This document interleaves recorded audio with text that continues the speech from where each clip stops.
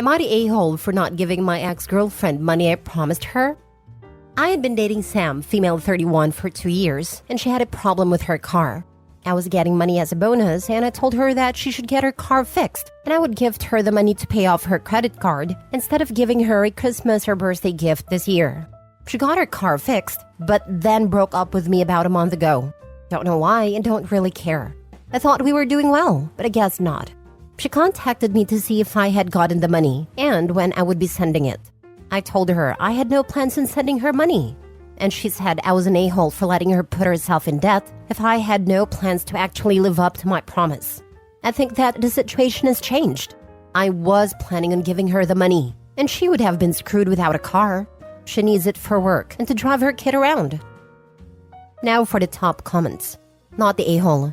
Actions have consequences. Breaking up means not getting the partner treatment anymore. The money was clearly meant to be contingent on being your partner. Not partner anymore, no money. I would say that you would be crazy to still give her the money. Not the a-hole. Absolutely do not give this person money.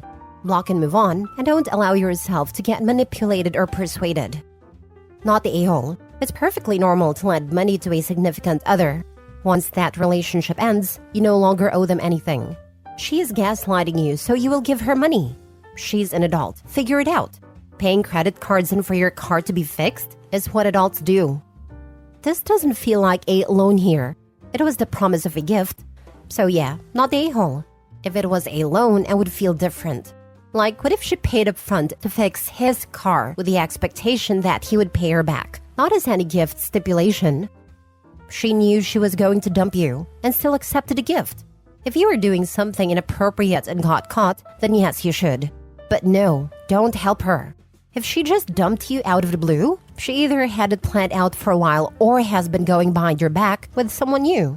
Block her and everything. If you get bothered by her friends, say she took the offer when she was seeing someone behind my back or had it planned before she took the offer. Lord, I wish I had the confidence and audacity of this woman. What is she going to do? Withhold intimacy or break up with you if you don't pay? My God, not the a-hole. Next story. Am I the a-hole for throwing my brother an end of alimony party? My older brother and his ex had a rocky marriage before they finally divorced. To be honest, there were enough faults in both of their parts, so no one can claim the high ground. But because his income was several times of hers, the court awarded her alimony. Thankfully, they were married for less than 10 years, so he only had to pay her alimony for half of the years they were married. His last payment to her will happen this month, so the guys and I are planning an end of alimony party for him. We're planning a week-long stay in Vegas at the Wynn, and we'll chip in to fully cover his end. Because we're planning to go at the end of the month, and there are about a dozen guys going, we've been texting and talking to coordinate the trip. When the trip was first planned, I told my girlfriend, and she wasn't happy about it. She wasn't mad that we're having a guys trip, because we've taken separate vacations before without any issues. She wasn't happy with the theme, and said that it was in bad taste. I disagree, and we had discussions about it until we agreed to disagree. On Friday, she was using my phone to watch her shows, and one of the guys sent a picture he designed for a shirt we're planning to have made for him to wear. The gist of the design is that he's free of alimony payments and can afford to eat again with some graphics. It was in a group text, and the other guys texted their robust approval. This sent my girlfriend into a rage I've never seen before. We got into a huge argument that lasted all weekend. We even had to cancel dinner plans we had with some friends. I thought our argument was coming to an end, but this morning while we were getting ready for work, she gave me the silent treatment and completely ignored my questions. Basically, she wants me to cancel the trip and admit that we're being terrible people for celebrating something so painful. I don't want to cancel the trip, and my brother is excitedly looking forward to the end of his payments, so I don't see any pain. I honestly don't know why she's so mad, because none of this have anything to do with her. She doesn't even know the ex, since they divorced before we even met. Not the a-hole, but I hope you remember to sign a prenup before you marry this one, and don't let her be a stay-at-home anything. Don't rely on her birth control. If a guy doesn't want children, there are birth control methods that a man can use. If she gets pregnant and he didn't use them, it's on him. Female birth control is only 90 to 94% reliable at the best of times. Never ever rely on someone else to prevent children you don't want. Not the a-hole, but this is showing some pretty big red flags. Sounds like she's upset that you wouldn't be open to paying her when you guys get divorced. She can't claim girl code because this happened before she was even around and it has nothing to do with her. Enjoy your trip and reconsider your relationship.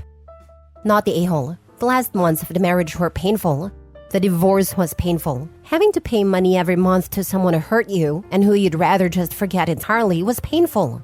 This is not painful. This is him finally being free from that part of his past, which will allow him to fully heal and move on. The only person this might be painful for is his ex, who has benefited from that money and has continued paying for the last 5 years. I could maybe see where she's coming from if the party theme was being rid/free of ex as a person. Like good riddance to Mandy, or whatever her name is, because that would be a personal attack. But just being free of having to shell out money every month? There is nothing wrong with that at all. The fact that your girlfriend thinks it's bad says a lot about her character and intent, and what it says isn't good. Red flag alert. Do not marry this woman, OP.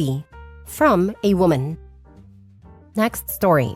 Am I the a-hole for denying my son's father phone calls after 8 years of no contact? Okay, backstory. I got pregnant at 17 and my son's father was out from the jump. He was not interested in being involved in our son's life at all. When my son was 3, I started dating my now husband. My son calls him dad but knows he's not his real dad. When my son was 5, I got served papers from Biodad taking me to court for visitation.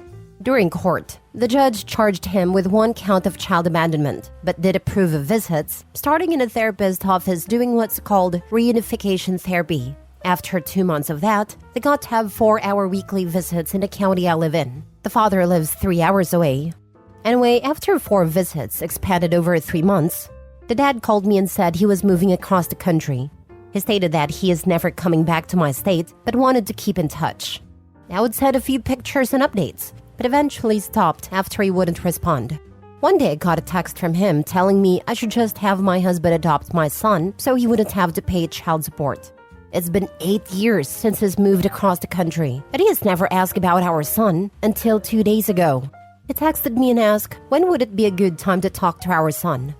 I texted back and said that he would need to petition the courts for a new parenting plan if he's really serious about it. And he said I'm being difficult. Our son is 13 years old now. That would be extremely awkward to start phone calls after this many years. And especially since his dad ditched him after 6 months of meeting him the first time. Am I the a-hole for saying no? Edit with more info. No, my husband didn't adopt my son. Mostly because he is already his dad in every single way. And since sperm donor moved so far away, I figured why not collect the a-hole tax, child support. Yes, sperm donor pays monthly support. He and his new wife have actually reached out multiple times with the let your husband adopt him comment, but then claim that I am the one that's only about money.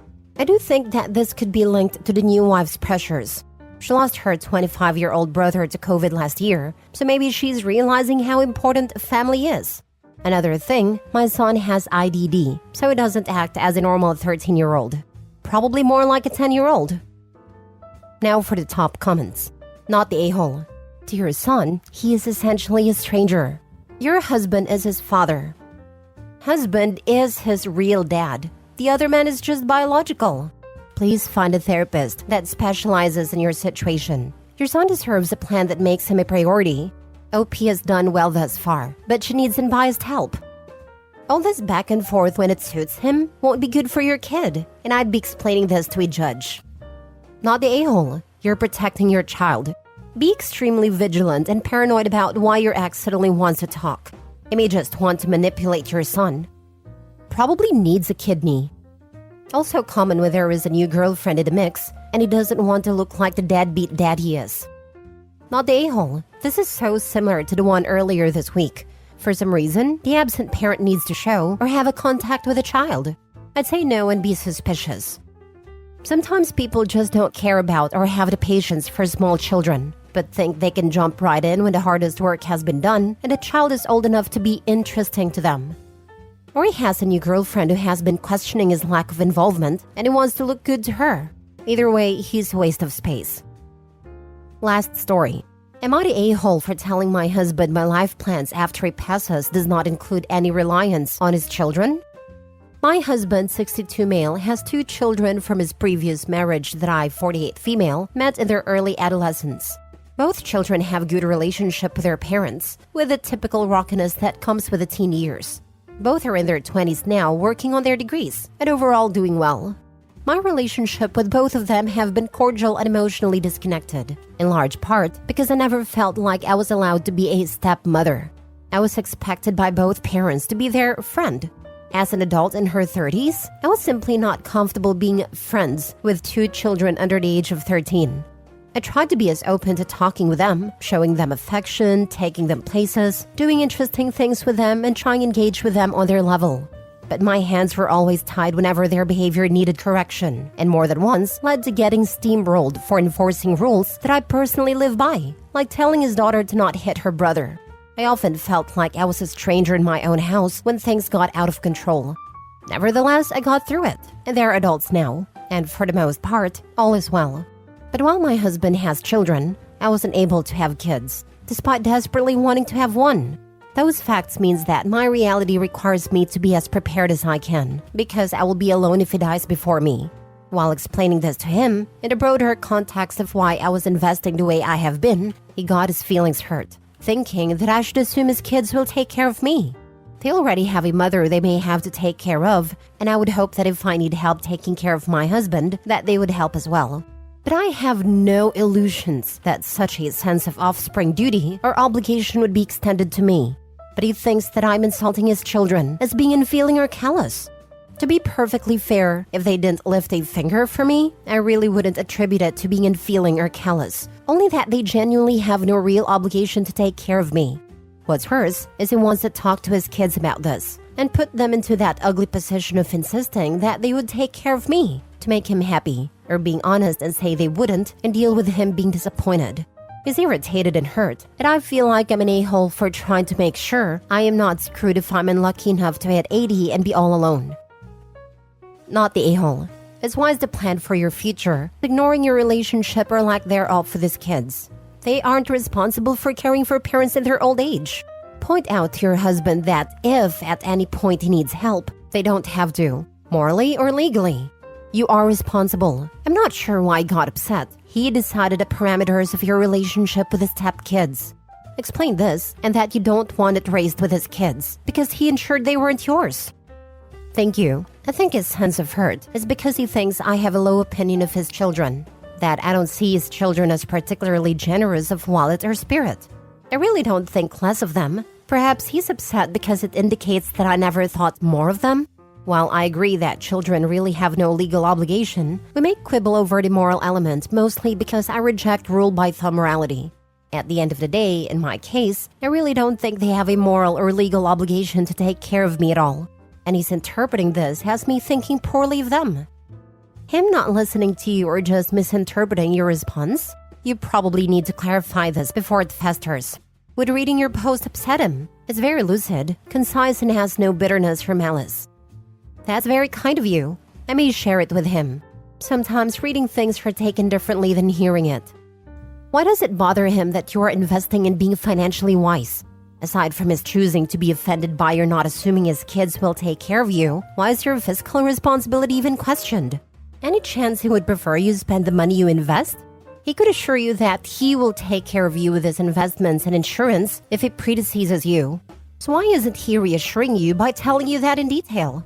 Guessing he will leave everything to his kids, and you assuming he will do that and that his kids won't help you is embarrassing to him, because he knows it is valid. If he dies before you, what financial measures are in place to care for you? Worst case scenario for OP is that husband talks to his kids, and they tell him whatever he wants to hear, even though it's not true, so he leaves all his assets to his kids. He thinks they'll take care of OP. They don't. She's up a creek. She needs to insist on some insurance policies where she's the beneficiary at minimum. His social security? What about their home? Will she inherit his half? Is she even on a deed? I really appreciate the concern here. In a way, I hear my late father's voice as these are the kind of ideas he would bring up. The house is in my name alone. I bought it before we married. I've been aggressively saving my own retirement account, and I'm okay given my current age and my own planned retirement. I'm sole beneficiary with his life insurance policy. I know his retirement funds are split 3 beneficiaries, me and the kids. He is the kind of man who would want to make sure that all of us have something to help with the expense of his passing, and that the kids have a little buffer in life.